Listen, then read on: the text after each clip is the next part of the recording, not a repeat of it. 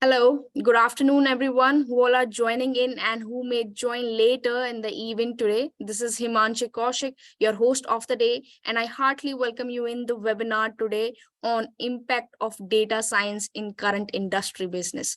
And I hope that you all are safe, sound, happy, and healthy at wherever you're taking this webinar from.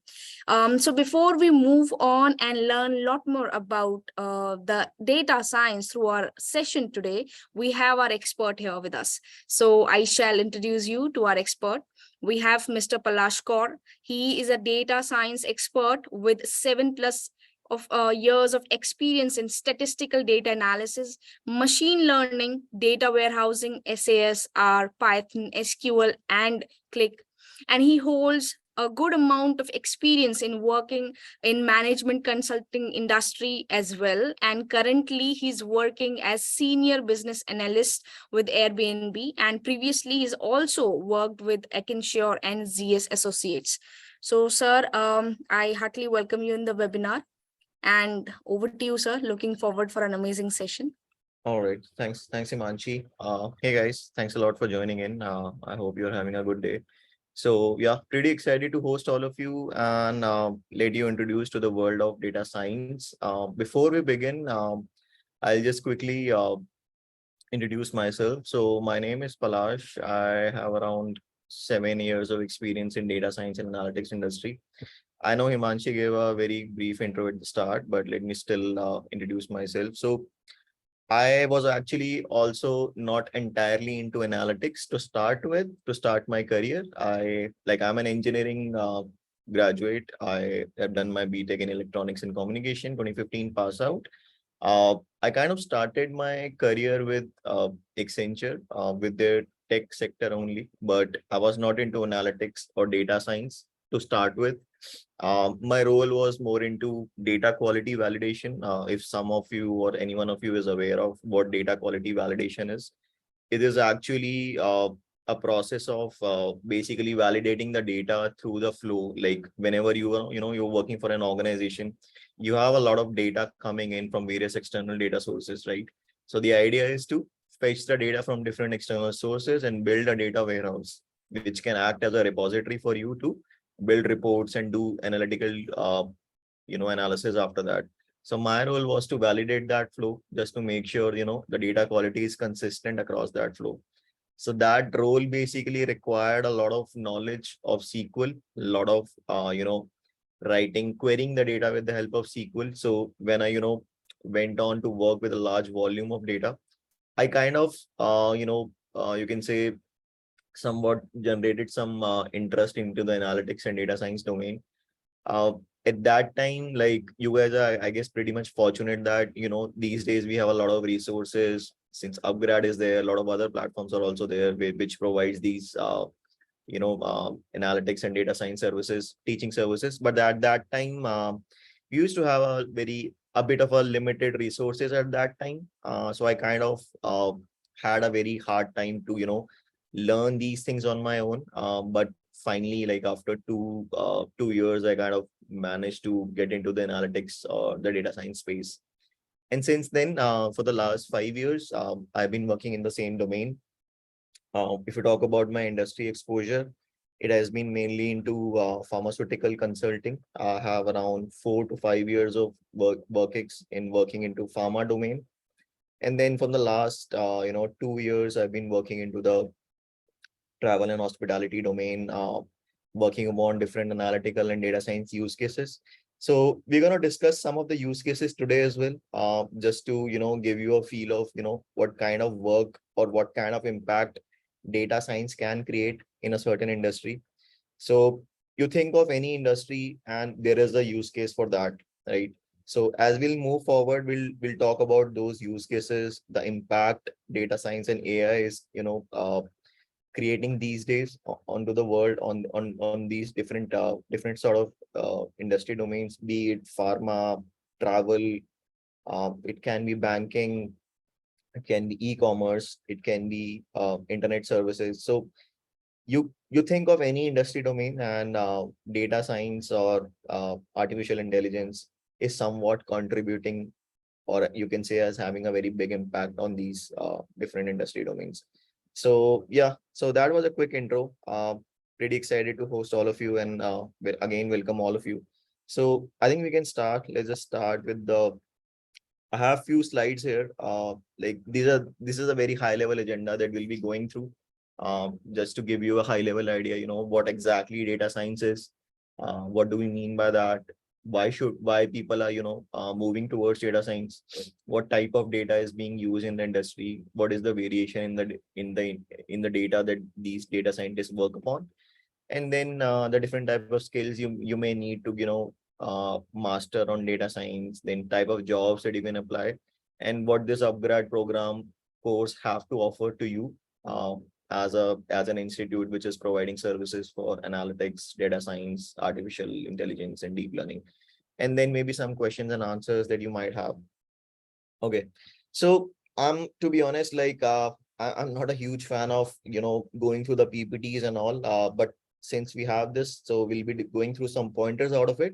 But I would like to keep it more like an interactive sessions. I don't know if you have the access to unmute yourselves and ask questions. If you have it, yeah, I'll encourage all of you, or any one of you, if you are having any question, you can unmute yourselves and put in your points, any pain point, any thing which might stop you to take this course ahead. So you can ask those questions. Feel free to unmute yourselves and pitch in your thoughts. And if you have again any questions for me, I'll be more than happy to answer them. So first of all, it's like we'll go in a very rhythmic way. Like we'll first have an introduction of data science, what exactly data science is. Then maybe you can say we're going to discuss some use cases for data science into different industry domains. And then the growing need of data scientists and what are the current job trends. So we can discuss about that as well. Okay. So if I talk about data science, right, like obviously it's divided into two parts here. We have data plus science. So it's basically what is data first. So for me, like it's any kind of information, whether raw or processed. I can classify that as some sort of a data, right? So we are having this session. So what is the name of this session? That is also one data point. Who is the speaker? I am the speaker here. That is a data point. How many participants are there in this meeting? I can see around 17 participants. That is also some sort of a data, or a raw information. So data doesn't always mean that it is some meaningful information. It depends upon your further analysis, how you are using that data to generate meaningful insights. But as I said, any sort of a raw or processed information, you can classify it as a data. So again, what is the platform for this? We are having this meeting on Zoom. This is also one data point for me. For which university? It's being through LPU. That's also a data point for me. Who is the service provider here? Upgrade. That's also one of the data point for me, right? So any sort of information, whether raw or processed, you can classify as a data. Then the next step would be you need to collect it. You need to collect data from different external sources, right? Think of the scenario around you, right? A lot of data is getting generated every day. What sort of data it is? Maybe the dates are changing every day. The clock is moving. That is also one sort of data. Some external event is happening around you that may be also getting recorded somewhere. That is also one of the data. Some of you might feel, or might have this habit of browsing internet, clicking on different work stream, clicking on different options over there, streaming different pages. That is also some sort of a data. So let's suppose some user Akshay is going to Facebook and exploring different pages, clicking on different options. That data is also getting collected at somewhere at the back end. So the volume at which this data is getting created, it's indeed very huge, and you need specialized you can say expertise to handle that data first. When I say handle, it means to first store that data by collecting it from different sources, then process it. You might want to apply some filters, massage your data, transform your data as per your own needs. And then maybe after that, the next step would be to generate insights, generate some meaningful information out of it, right? So that's a typical cycle. You go on, collect the data, you store it in your internal databases. you transform it as per your own needs, then you finally dump it in a repository that is usually called as a data warehouse, which repository then acts as a central repository for you to do some kind of a reporting or maybe run some machine learning models, right? So, so that is what, like at a very high level, you can classify data like any sort of information, raw, processed, which is there around you, somewhat getting stored somewhere. That is data for me. And what is data science? So data science, it's basically a, you can say a very high level term, but as you can see the definition, it basically combines your domain expertise, how much you are, when I say domain expertise, like, how much you have the knowledge of that particular business domain. Let's suppose you are in Amazon, right? So Amazon is in the e-commerce space. So you should be comfortable, or you should have adequate knowledge of how an e-commerce company works.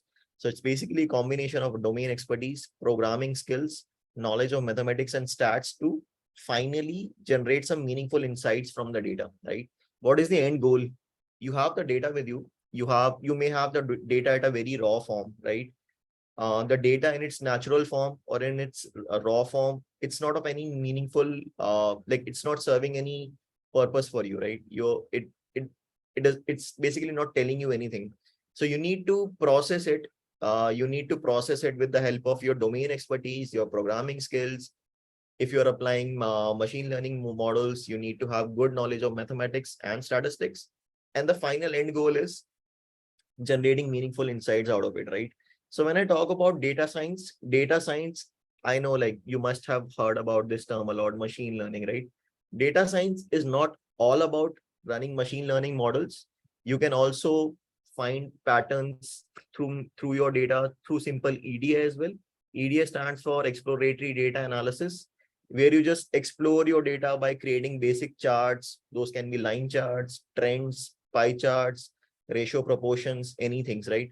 So mainly, yes, data science branch deals with running or creating machine learning models, but it's not necessary that for every problem, for every sort of analysis, I'll go on and create a machine learning model for that, right? It can be also solved through a simple approach. So let's suppose you have the data, and let's suppose you have the e-commerce data only, and let's take the example of Amazon, right? So you have realized that the sales for Amazon has been going down for the mobile section, right?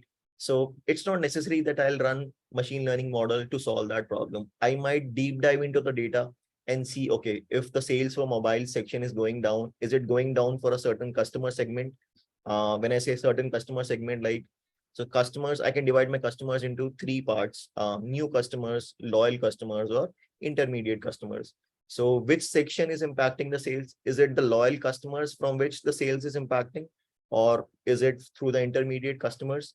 Or we are not having more new customers onto the Amazon platform, right? So this is one cut. So to do this deep dive, I don't need a machine learning model, right? I can just simply process my data and create a chart of it, maybe a year over year growth for sales of mobile segment for these type of three customers: new, loyal, and maybe intermediate, right? So I might see, okay, the year over year growth for let's suppose intermediate customers have gone down. So I might want to give them more discounts or might want to have more variety out of it, right? So every problem, when I talk about data science, it's not necessary I'm going to solve it with machine learning. I can do it through simple EDA. EDA stands for exploratory data analysis. I can just explore my data, look at different cuts, as the example that I gave you, the Y over Y growth, right? That's how we can do it. Okay, I can see a few questions. Yeah, domain expertise, Mayank, as I told you, like it's basically the industry knowledge, how much you know the business. So I gave you the example of e-commerce, right? You should have a good knowledge of uh, how how the e-commerce model works, right? You have different vendors through which basically sells their products on the Amazon platform. And then the other segment is basically the customers who log in into the onto the app or the website, and then whatever product they feel like they want it, they order it basically. So you should be aware of how the business works. That's what domain expertise is. Okay, challenges that business face when adopting data science techniques. So it's actually a very good question. So again, if you talk about machine learning, right? Let's take an example. Same problem we'll take. You have Amazon, and Amazon have again, Amazon has realized that the sales for mobile segment has gone down. Uh, and they want to now forecast what will be their sales in 2024, right? So in that case, you might do forecasting with the help of machine learning. So there are typical forecasting, you can say, processes in place as part of machine learning algorithms. You might apply one of them and give them a forecast. Okay, this will be your forecasted sales for 2024. But actually, when 2024 happened, uh, the actual sales were very different from forecasted sales. Let's suppose the actual sales were 20% less than the forecasted sales. So the business might say, okay, we were anticipating this much of sales, but it really didn't really happen. So you can't really do much about that, because there can be a lot of things that might happen in 2024 that may have resulted in the decline in the sales of mobile segment. What if recession came in 2024, or some other external factors which you didn't consider, right? So that is somewhat one of a challenge that you can say. Machine learning is a directional thing. It can give you a directional idea, but obviously you cannot be 100% sure that this is obviously going to happen, right? So I'll say it is, you have heard of that phrase, right? Something is better than nothing. Machine learning, yes, there are techniques to even, be more precise in your predictions, but again, it's not foolproof. Whatever I'm saying, it's not going to happen 100%, right? So it's more than something is better than nothing. The idea is these sort of deflections, the 20% deflection that I talked about, this can really happen, right?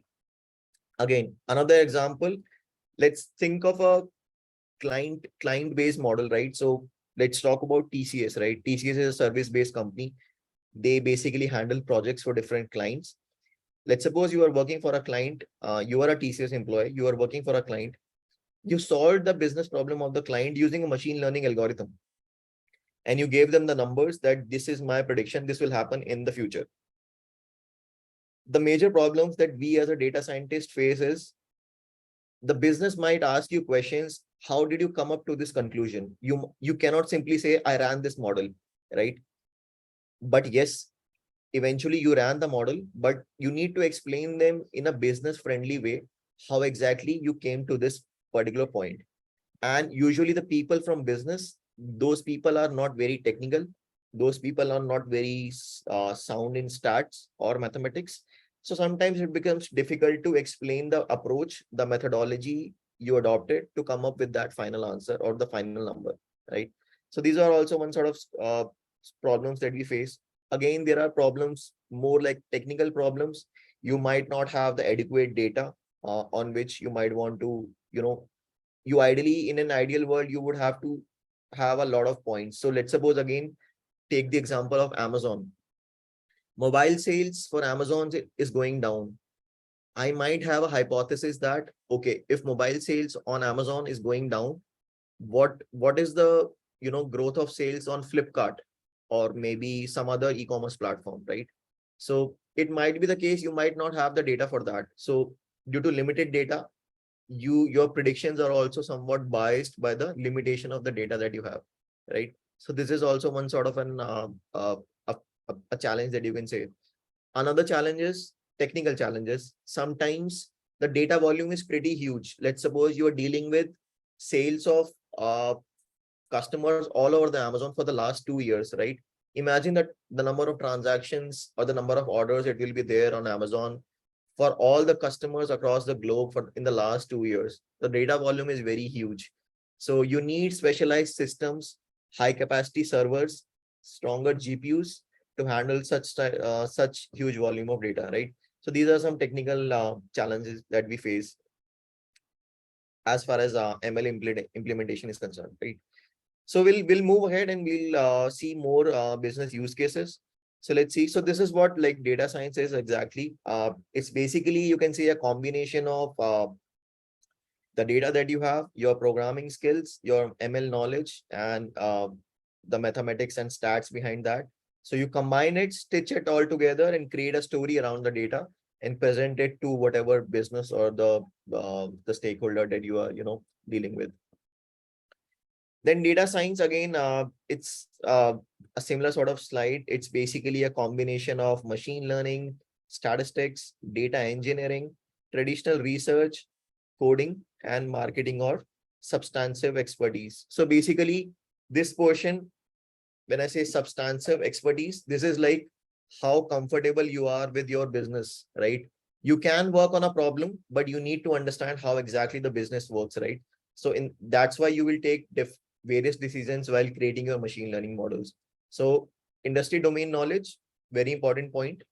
Then data engineering aspect, right? You need to deal with a lot of data. So let's suppose, you're working with a machine learning problem.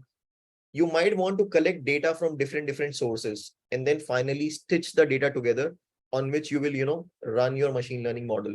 So that aspect is data engineering aspect, how comfortable you are with handling the data, processing the data, and finally creating one master data set which on which you will run your machine learning models.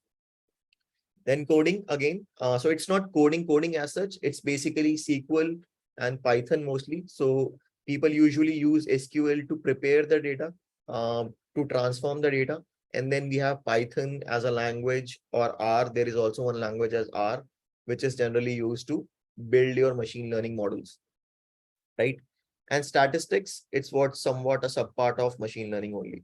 So that is basically a different components, you can say, of data science. It's not like you have the data and simply you will run the ML model. There's a lot of thinking that goes at the back end. How should we approach this problem? Should we apply this model or that model? Again, due to limited time, we cannot deep dive into each and every specific model. But that's what the whole idea is. That's how you create a story around it. You collect the data from different sources, you have it, you absorb it first, you may want to prepare it. So when I say prepare it, it may be you may want to filter out unnecessary data. Let's suppose you don't want to see the data for China, you might want to filter it.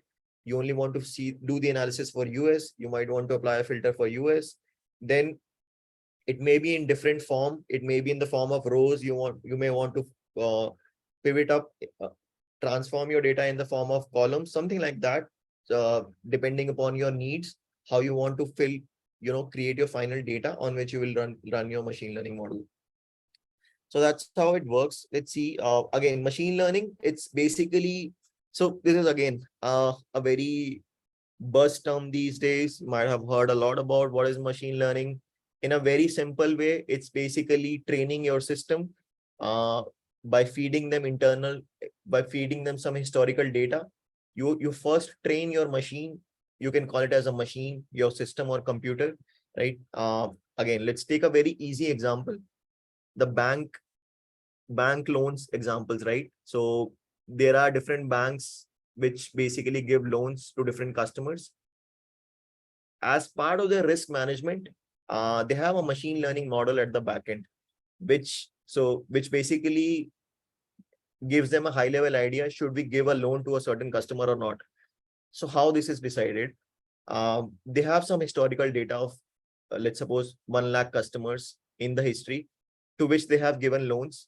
And then they see out of those customers, how many of them were able to repay their loan and how many of them were not able to repay their loans, right? So it might be the case, the ones who were able to repay their loans might be having good salary. They might be a business person, or they might not be business person. Or the ones who were not able to repay their loans, it might be the case they took a very huge loan amount, let's suppose maybe greater than 30 lakhs, or they were not having any regular income, or they have already taken loans from some other banks as well, right?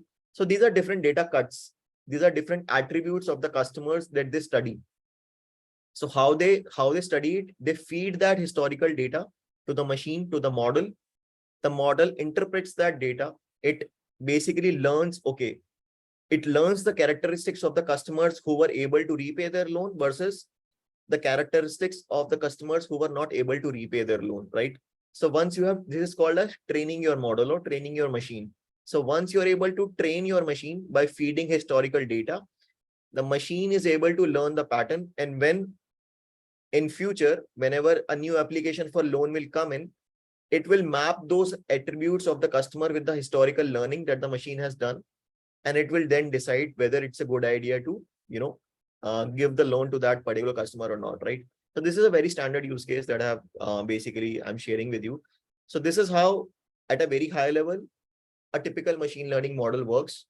You have the problem statement, you train the model with the historical data such that the model, or whatever you want to call it, machine or the computer, it's the system is basically able to interpret different data patterns related to the type of variable or the object or the output you are looking into. So in our case, the output was whether the customer should, whether we should give the loan to the customer or not, or you can say whether the customer will default or not, right? So the machine will, learn patterns related to different attributes in relation with the output variable. So you will provide that data, the machine will interpret it, it will learn it, and then in the future, it will implement its learning to give a prediction, right? So that's a very high level definition of machine learning, or in a very layman term, that's how it works. Not all the models, but most of the models. Then data science, machine learning, and AI, all of them are somewhat very interconnected, but this is how it works. Data science, again, this is artificial intelligence under it. So you can assume it like uh, artificial intelligence is at the top, then you have machine learning, and then data science. So as of now, you can basically assume them as same. I don't want to confuse you. Uh, I don't want to go down into the technicalities of the things, but yeah, machine learning and data science, as I taught you initially as well, data science is not all about running machine learning algorithms. It is a sub part of it. As part of data science, you can solve a typical problem by running machine learning models or by doing basic visualization in EDA, right? So you'll definitely, learn more about these things when you will, go through the course, and we'll start with a base, giving you a very high level, explanation or an understanding like, okay, what is AI, how it is different from machine learning, how machine learning is a part of data science, or how data science is a sub part of machine learning, right? All those questions will be definitely clarified as part of the course. Again, then the major question, why do we need data science first of all? So as I told you at the beginning as well, you can see this, there's a very high level slope here. As the time progress, the amount of data which is getting generated day by day, it's increasing, and it's increasing exponentially. It's not even increasing in a linear trend. You can say it's increasing exponentially, right? You have a lot of resources coming in, a lot of the customers, the people have more, you can say, reach to the different type of information available over the internet, wherever a lot of people, population is also increasing, a lot of facilities are there in the market. So any sort of activity, any sort of event, any sort of transaction that you are doing, it is getting stored somewhere. I'm speaking in this session, maybe we are recording this session as well, right? Even my audio speech is also getting stored somewhere. So, and this, the scale, look at the scale, like it's in zettabytes. So the idea is data, it's no never gonna stop, right? Like it's gonna increase day by day, and the more the data that you have, more problems you have to solve, more info, more you can say high capacity servers you need to store that data, more processing you need, more. So to solve these problems you need data scientists, right? They might help you to process the data again, transform the data, then solve the problems. And companies are shifting to data science because the data, even for that particular organization, you think of any startup or any food delivery app, any e-commerce website, you think of any company, 99% of the companies would be having a data science division. Why? Because now, since they have collected a lot of data, if you are not doing any analysis on the data, that is of no use for you, right? So if you already have the data, why not make use of it and generate some meaningful insights on the basis of which, due to which you can take business driven decisions, right? Someone in the Q&A asked, can you give me some examples where data science can be used to improve decision making process? So let's jump to that. Let's see how we can do that, or let's see some use cases of it. Okay, so one question. Okay, a lot of things are there. Let me take few questions. Okay, Anamika is saying, could you say the difficulty level in studying machine learning and data engineering, which is different, which is tougher than the other comparatively? Okay, I think okay, sorry, machine learning and data engineering. To be honest, I don't want to confuse you.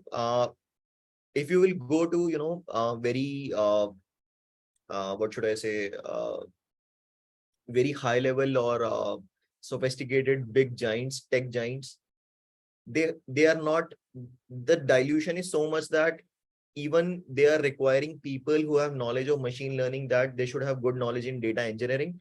But if you want to see these two aspects as standalone things, like one side as machine learning and one side as data engineering, I don't think so anyone is easy or the other one is difficult. Machine learning is more like a buzzword, you can say.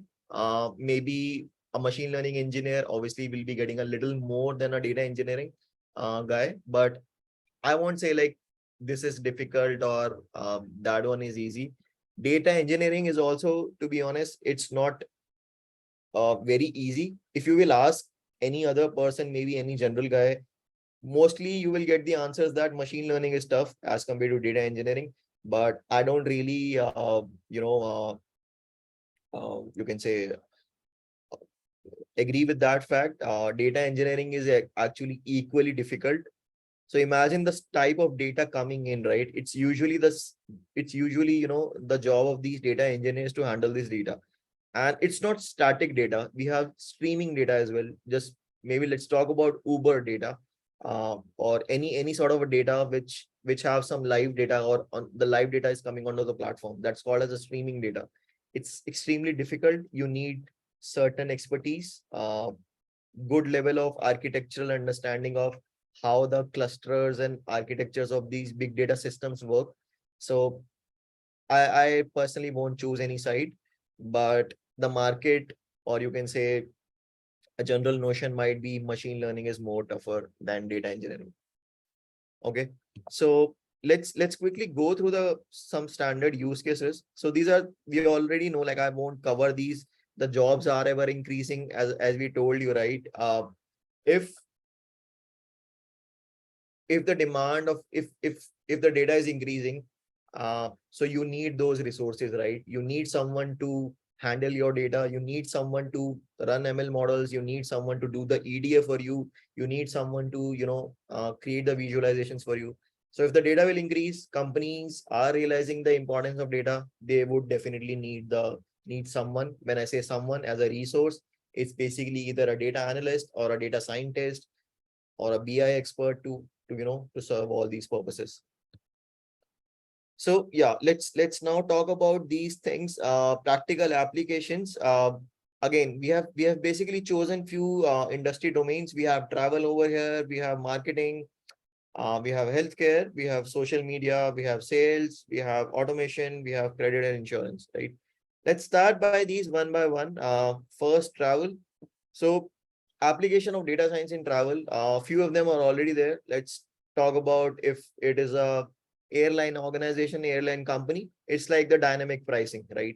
This is actually very important. You might have seen, obviously, whenever you go to on a website to book a flight ticket, if you are going to check a route, let's suppose from Delhi to Mumbai today, and if you're seeing the rate today for, let's suppose, 2 weeks in the future, you want to book a flight from Delhi to Mumbai, it might show you, okay, 7,000 rupees. But tomorrow or maybe 2 days after, for the same date in the future, if you go, it might say 10,000 or 9,000, or it might be lesser than what you saw today, right? So why this is happening? This is happening due to demand pricing, dynamic pricing, sorry. So they might be having one you can say an algorithm at the back end, which is somewhat keeping a track of how many users are hitting your website and searching for the same dates and the same route, right? If the algorithm is realizing that with with growing time, the demand is increasing, it means then okay, there are a lot of people who are interested, and the chances of getting your seat booked is going to be high. So they might increase the price.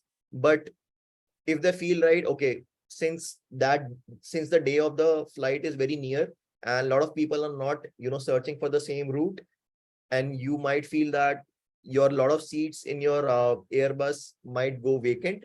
So you go on and decide to decrease the price, right?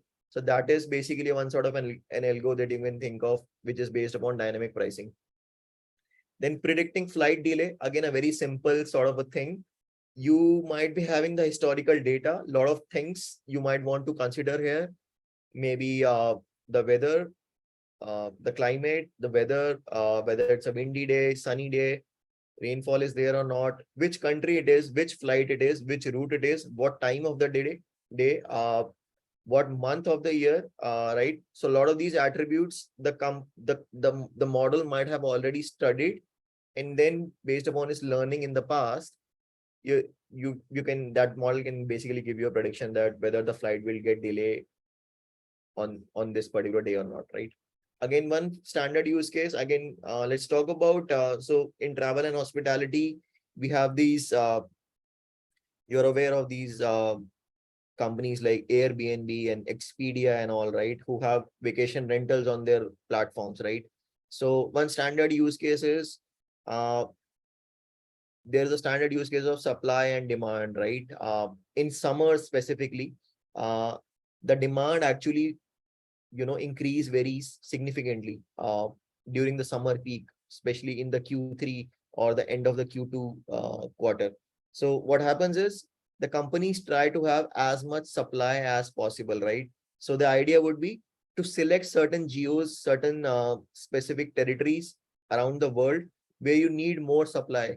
So how do you analyze which areas need more supply, right? So you might want to see, okay, the historical trend, okay, in this area, in this particular country or city or state, as per the historical trend, the demand goes very high in Q3 or in Q2. So to accommodate that demand, you need more supply in that, right? So that is basically called as balancing supply and demand. This is a very also standard use case. Again, another sort of use case can be, let's talk about you let's talk about Expedia, right? So Expedia, again, it's the same thing. Expedia is a platform where you can go and book a short-term rental or a long-term rental, right? Let's suppose Expedia onboarded 1,000 new properties in 2021 in January, right? But after 1 year, let's suppose after 1 year in Jan 2022, they realized that out of those 1,000 listings that they onboarded, only 200 listings got their first booking within 1 year. So 800 listings were such that they didn't even get a single booking, right? So then the next thing would be, what are the key drivers which are somewhat uh, impacting the performance of these 200 listings versus 800 listings, right? So 200 properties got their first booking within 1 year, but 800 listings or properties didn't even get their first booking since onboarding, right? In the last 365 days. So this means the performance is very poor. Only 20% of the listings or the properties were able to get a single booking in the last 1 year. So they might want to see what are the different factors which are separating these two. So you might want to look at different attributes. What is the price of one listing versus the other? What are the amenities? What type of listing it is? Whether it's a single room or a villa or a private room or a shared space, or an entire small home or a tree house, somewhat, right? Other attributes can be whether any listing is giving any pricing discount, the other is not giving any pricing discount, right? So you can convert this problem into a machine learning problem. And out of these attributes, you can also rank these attributes in terms of importance. Which attribute is impacting more towards the chances of getting the first booking, right? This is also a machine learning use case. So what is the advantage that I'll have? So once I know, okay, these are my important factors which are helpful in at least getting the first booking for a property onto the Airbnb platform. Going forward, I will only onboard those listings which are consistent, which are in accordance with those important factors that I got to know. Okay, that is one also business driven. You can say data driven business, data driven decision making, right? So lot of use cases. You can see, again, you can talk about marketing. So maybe let's take again the Amazon of the example of Amazon, right? You might have seen every person, let's suppose there are 100 customers of Amazon. So each and every customer do not get the same message, the same marketing you know message from Amazon, right? Why it does happen? Because it might be the case one customer is of more value for Amazon, the other customer might be a newer one, and Amazon might be looking to first see how much interest this particular customer is developing towards the products of Amazon, right? So you have specific marketing strategies towards different business customer segments. So idea would be, I would like to divide my customer segments, let's suppose, into three parts. One would be my loyal customers, other would be new customers, and the third set of segment would be intermediate customers who are on the verge of getting mature, right? So there's a standard use case or a standard algorithm called clustering in machine learning that helps you to do certain set of a segmentation as well. And how it works, it will be basically studying the different attributes of a customer. So what will be the attributes of the customer? It would be first, uh, how much, since how many days or months the customer has created the account onto the Amazon platform, how many transactions or the orders these customers have placed. Then you can include, maybe if you have the demographic information of these customers, the country of the customer, maybe if you have the gender information, you might want to include that as well. If you somewhat know the salary range of that customer, you might want to add that variable as well as part of the customer segmentation process, right? So this is one example of machine learning in marketing. Then healthcare, again, a very important you know uh, use case of healthcare, or in the pharma industry for data sciences. A very standard use case is called as ROI analysis. So different companies, different drug companies. So, and usually what happens in the US is, like, let's suppose you are working for a company called Pfizer, and your company is having a drug ABC, right? So to promote your drugs, to promote your medicine, the sales rep from your company might go and visit a physician, a doctor, to talk about your drug, so that the physician is aware of your drug and prescribes that particular drug to, to the patient, as compared to some other drug of the same field. When I say of the same field, basically of the same line of therapy. So let's suppose if it is for cardiology, right? So Pfizer is having one drug for cardiology, but Pfizer would also be having a competitor, right? So if I am working as as part of the sales rep or the sales team of Pfizer, my idea would be to promote or to encourage physicians to promote the drug of my company as compared to my competitor, right? So a lot of effort goes into this promotion. So this ROI analysis basically tells you, and you basically do promotion through different channels. One channel is one-to-one meeting with physicians. The other channel is conducting webinars, educational programs. Other thing is through emails.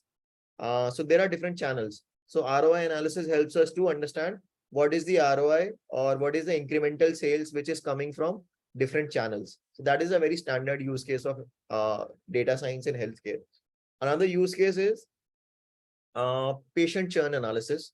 So you already know there are some patients which are taking medicines from your company, like which are basically consuming medicines, drugs of your company, and you want to analyze that in the next month or in the next 2 months whether a patient will churn or not. When I say churn means uh, that person will not come back, right? So I would like to predict it in future, right? So that is one analysis, patient churn analysis, a standard use case that is there in the healthcare industry. Then credit and insurance, I already gave you the example of bank loans. In insurance, it could be, again, let's talk about healthcare insurance, right? You remember you have seen, right? Like in healthcare domain as well, you have different buckets.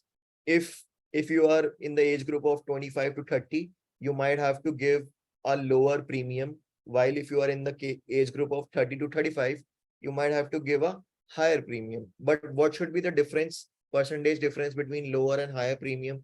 That thing, those things are also you can, basically decide with the help of data science. So these are some standard use cases in this. Then you talk about automation. We already know these drones, Tesla cars, these are based upon artificial intelligence. Then social media, again, very important use cases these days. The very first use case or the most important use case in social media is sentiment analysis. What is sentiment analysis? Let's suppose you are working for Apple, right? Apple recently, let's suppose, launched a new iPhone. Like, let's suppose they decide to launch iPhone 16 or 17, whatever is the latest version that they will launch. So they have decided to launch it, and they launched it. After the launch, they would like to understand, okay, what is the sentiment of the customers towards their product, right? So they might want to go to Facebook, they might want to go to Instagram, they might want to go to you can say Twitter, and they will basically read the threads or the text that the customers are using with the Twitter handle of Apple, or somewhere with the handle of Apple on Instagram or on Facebook, right? So they will collect that textual data, and there's a term called NLP. NLP stands for natural language processing. It is basically helpful to read textual data, right? So it will analyze that data. They will analyze that data, break it into different segments, and then they will somewhat, with the help of NLP, they will try to understand what are the frequent words that the customers are talking about related to the product, whether their sentiment is positive or not. Are they happy with the what should I say, uh, with the product or not, right? So what value it drives for you. So you get to know what is like, was your product really were the customers really satisfied with your product? Was it a successful launch, right? So one alternate of this could be, you can generate a survey for the customers, right? But think of it like, running a survey is very cost specific. Like, it will be a very costly thing. You, first of all, you cannot reach out to each and every customer. Again, all the customers might not fill your survey, and it might be a cost intensive thing. It can be a time taking thing. But if you're using NLP, you are naturally understanding the segments, the sentiments of the customer without even reaching out to them, right?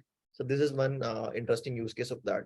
So yeah, these are the few things, guys. I know we are only 8 minutes short, so I'll stop sharing it like that, in a very 40, 45, 50 minutes. That's what I could have talked about. Maybe we can keep the next 7, 8 minutes for the questions. Let me see what all questions are there. Although I took few of them before, but still, let's take few of them. Okay. So Himanshi, are we going for some audio questions, or how we gonna proceed? Okay, sir, I think I have just given them a cue. Basically, if you want to have a audio question, I mean, you want to ask anything, you can just raise your hand so that we can allow a particular student or participant to have chat with you. And so, meanwhile, we have different questions that have come in Q&A and chat box, so we can take them up, sir. Okay. Yeah, sir. Okay, this question came from HKK. So it says key skills and qualifications that businesses look for when hiring data science professionals or machine learner.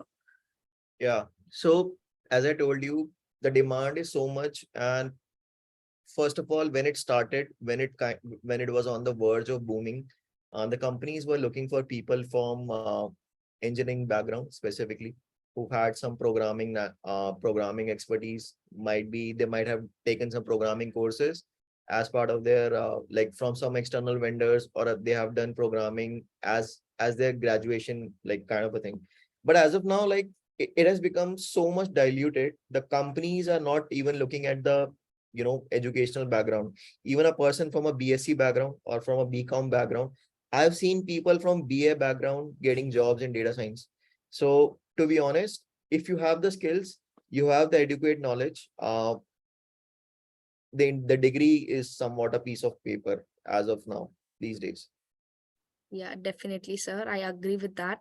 Thank you so much, sir. And I would want to request anyone, if you have any other question, you can post in the chat box or just raise your hand so that we can allow you to talk.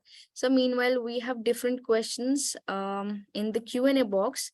Okay, I think this question came from an anonymous attendee. It says, algorithm, can we alter the algorithm if we learn, and can we have that ability? And sir, I think this next question is also in continuation of that. Like in YouTube, can we change the algorithm there if we are able to learn it, or would we be only understanding it after studying it? Yeah. So the first question, can we change the algorithm? Changing algorithm is actually a very advanced thing, because these algorithms are nothing but these are some plugins, or you can say these are some functions which are already available to the customers. So these are open libraries. Think it of Google, right? Google is a search engine.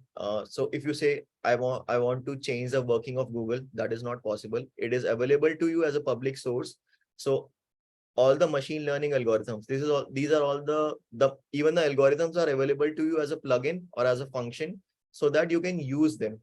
If you want to change them, you might want to get associated with the company who, or the team or the research person who has created that algorithm. So definitely you cannot change that algorithm, but you can combine different algorithms to create your own algorithm. So let's suppose there is a machine learning algorithm who works in certain way. There is another one which works in certain way. You combine them, you take the prediction out of those three algorithms and average it out. Or maybe see how, let's suppose you are using 10 models, 9 of them are saying this will happen and one is saying this will not happen. So you will average out the votes and you will go, okay, since 9 of them are saying, I have averaged it out and I've created my own process where I'm taking inputs from different models and I'm combining it together. So you can do those tweaks, but you can't really change the working of a model because you are not the creator of that. Okay, sir. Thank you. And so we have another question. Okay, it says success stories of businesses that have used data science for the growth. Yeah. Success stories of businesses that have used data science for growth. Okay. Uh, to be honest, every every company which is using data science these days are somewhat being able to achieve these things. Maybe they might not have been made public, or they might have been made public.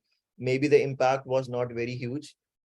It may be huge in some cases. It not might not be have been huge in very uh, some cases. Again, take the example of Tesla, self-driving cars based on AI. The biggest thing that I can see of metaverse, again based on AI. You have seen Chat GPT these days. It has gone berserk, created by one person, some altman. I'm not able to remember the full name. So Chat GPT it has basically brought a certain revolution. How it works? You just ask a question uh, to the machine. It will even do everything for you. You like, even if you're a non-technical person, let's suppose you have some data in an Excel. Just give that Excel to Chat GPT and ask the question. Give me some interesting trends out of it. That it will do it on its own. It will even create charts for you. Even if you will say, make me do some predictions. If your data is simple enough, ChatGPT is able to understand your data. ChatGPT will make predictions for you as well. The latest most is this ChatGPT. I think like this has been the biggest one. And you can say, okay, if ChatGPT is there, is my job is in danger? Yes. Why, like, is there any scope of doing it? Uh, I'll still say yes, because even to understand these things, your language has to be a little technical, right? You can't really say to ChatGPT. I know it has, like, the idea is to make the ChatGPT interface more user friendly, but still it, how you enter your commands, it has to be in a certain format, right? It cannot be in a way you talk to your friend or your family relatives or something like that, right? So it has to be in a certain way. So again, even if ChatGPT is going to take some jobs, there are going to be certain people who know how to operate ChatGPT, how to take the output from ChatGPT and present it or use it as part of your intermediate process as well, right? So yeah, like these are definitely some of the big ones. Okay, sir. Sir, we have another question and it says common misconceptions about data science. Yeah. Common misconceptions, it can be different misconceptions depending upon different people in their different careers, different people having different sort of a thinking. One common misconception is once you get into data science, you get to work on machine learning every day. That is not the case, to be honest. As I told you, 90% of the work the data scientists do, they work on data preparation and analyzing data and cleaning data. 10% of the work or the time they work on building machine learning models. Uh, Also, if you are in a company working as a data scientist for the last 2 years, and in that 2 years time period, if you have worked on, let's suppose, 3 machine learning model problems, I think it's very huge. Like it's a good number. So people say I'll become a data scientist, I'll do predictions, I'll do, I'll, yes, you will do it, but it doesn't mean that every day you will run a machine learning model. It's a huge time taking process. The projects are a standard machine learning project is at least 4 to 5 months. So and also again, there are a lot of data scientists maybe who have started their careers and have been in their jobs for the last 3 years, but they might not even have worked on more than 2 machine learning models. So it's not the case. People say you just do this course and then you will go to ML. It's not like that. Every day you're not going to have a problem so complex every day that requires the usage of a machine learning model. So yeah. Yeah, thank you, sir. And I think with this, we are having our last question here. So, okay, this question says ethical considerations that arise when utilizing data science in business operations. What are those? And how do we set ourselves along with that? So if I got it right, I can say one ethical consideration is, you see, these days there's a lot of competition in the market. Let's take the example of travel industry or hospitality industry. We have the big giants, Airbnb, we have Expedia, we have Booking.com. These all these platforms, the idea is their major business core is around providing short-term rentals or long-term rentals onto their platform, right? Competition is so much because these are the three main players. The majority idea is, think it from a customer point of view. When you will, so let's suppose you are planning a trip to London, you want to book a listing or a property for 3 days, right? Same property might be available in all the three platforms. It's so common. So what will be your first uh, trigger point, like to go to which platform? You will say pricing, right? It's every, like, same property is available on the three platforms for the 3 days. So as a customer, you will say pricing, but how I as an Airbnb know, like, what is the pricing of that listing on Expedia versus what is the pricing on Booking.com? You cannot manually go and check every listings price, right? If I talk about the number of listings, there are more than 4 million listings on Airbnb. So then there's a term called web crawling, or it basically helps you to scrap other companies' website and pull the data in, right?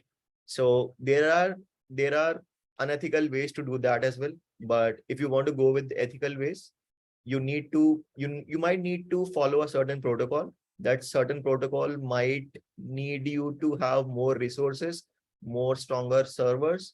Even you might need to spend some money to get an agreement with the competitor website that we want to scrap your data. Are you comfortable with that? Right? But there are some other unethical ways by which you can do it. It's like you are good until you're caught, right? So it's on those lines. And so there's one question: why would other company agree to that? Like, okay, you can take our data. Because Expedia will also say, okay, I agree, you take my data, but they will also say you give yours data as well. Okay, that's a barter system then. Yeah. Okay.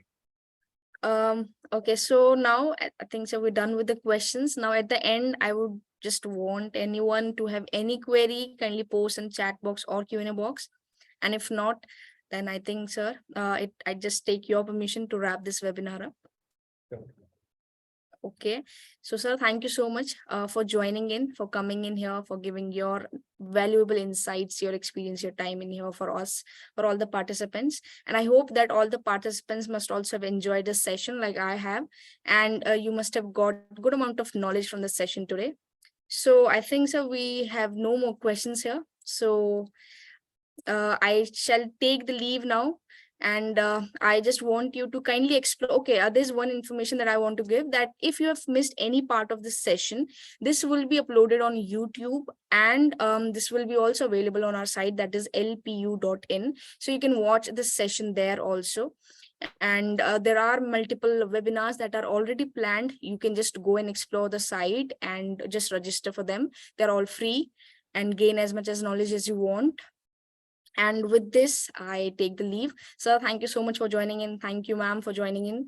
And thank you so much to all the participants for joining in. And the questions that you've given are really, really appreciated. So until next webinar, stay safe and stay healthy. And at last, thank you so much. Thanks so much. Thanks, guys. Bye bye.